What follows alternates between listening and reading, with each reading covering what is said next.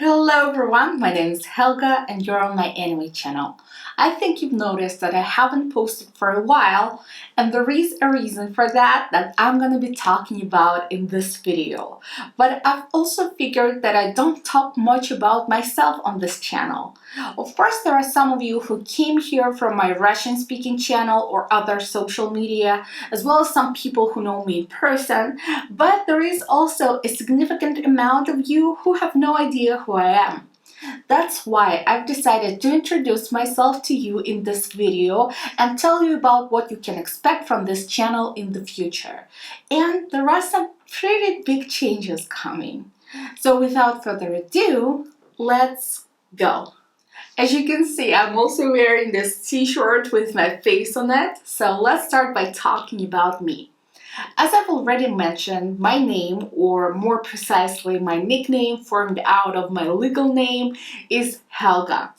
I have been living in Russia my whole life, but I also studied in Italy, where I got my PhD in educational research. So you can also call me Dr. Helga.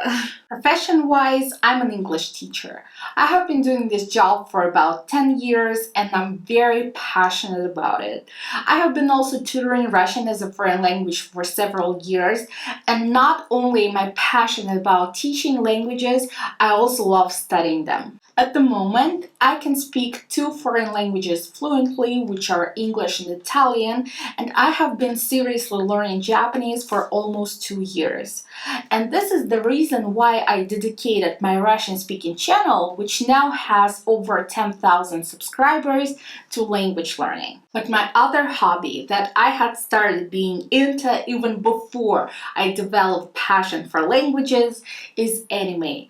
And this is why I created this channel, where I could share with you and talk about this second big passion of mine. As a child, I grew up hearing my mom's stories about her trip to Japan not long before I was born.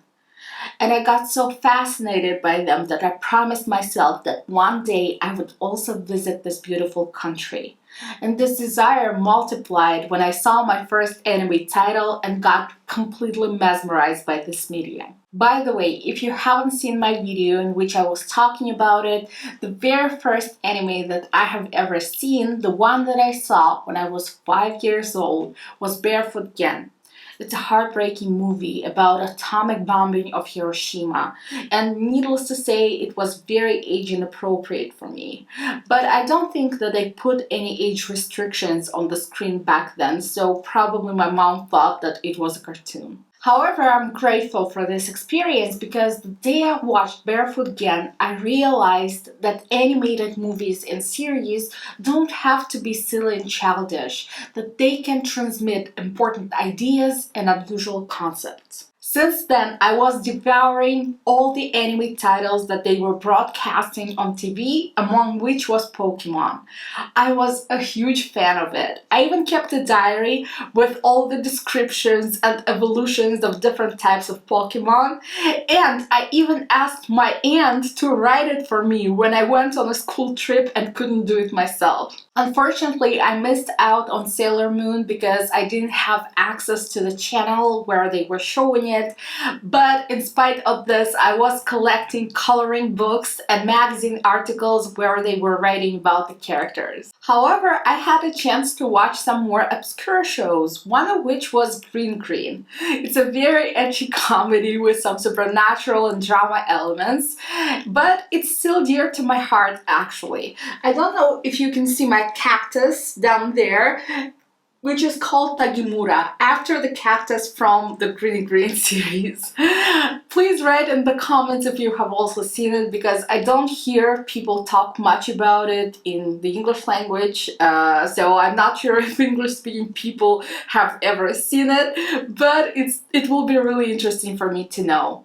So despite this unusual anime selection, I kept falling deeper and deeper in love with Japanese art and culture. When I went to college, I started using the internet and expanding my anime horizons.